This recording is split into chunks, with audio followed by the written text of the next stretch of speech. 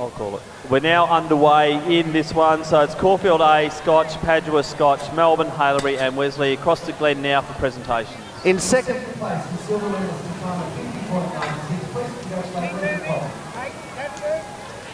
Off that red line. And in first place in time of 50.52, congratulate Haileybury Cole. Well done to all of our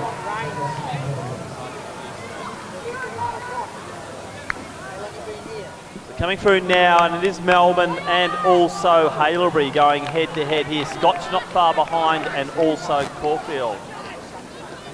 So it's the Caulfield A team. They want to be up there. Padua and Scotch also got their A teams out there for this time final number 2. Yeah, Haileybury working well in this one lap. The guy from Scotch needs to move up and settle down into a position. Also coming through in the blue or green is Padua. it, Tim? Padua. Good running from their team. He wants the front position, so he wants to set the pace, of course. That's great running, Glenn. Really good running. I think the Scotch guy is the one I called laconic earlier.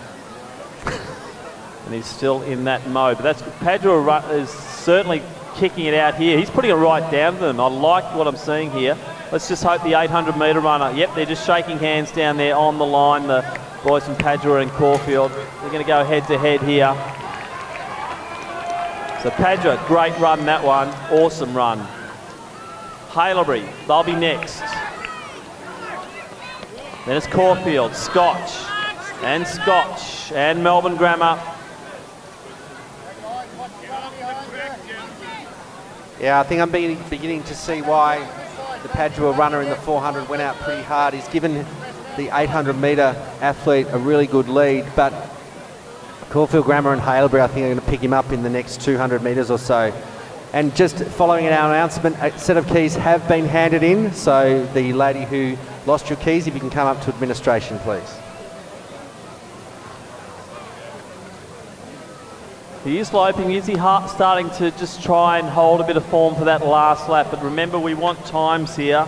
3:49.71 was the winning time in the first of the time finals. So that's what the boys from Padua have to target. 3:49. The third time in that one was 3:55. So they're our medalists at the moment, with 3:55 being bronze. Well, look, the athlete from Padua is starting to pick up the pace. Perhaps it was a tactical ploy to go out reasonably well for the first 400, but then bring it home.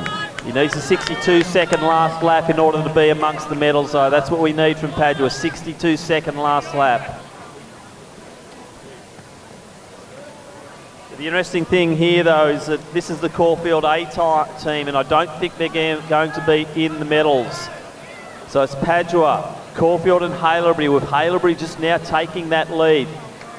So can Padua hold on? He's got about a 25 metre break over Haileybury, with Haileybury starting to put the afterburners on. Caulfield is done and dusted.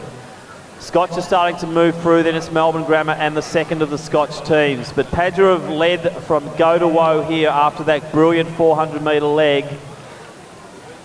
So they set the team up to try and get amongst the medals, but 3:49.71 was the winning time from Bendigo South East in the first, and it's about to tick over to that mark. 3:55 was the third fastest time.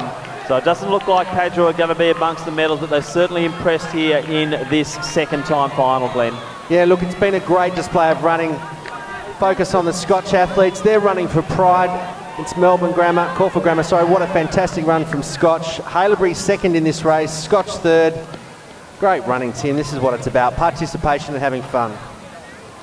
Exactly right, and people collapsing on the ground as Caulfield Grammar just have done that.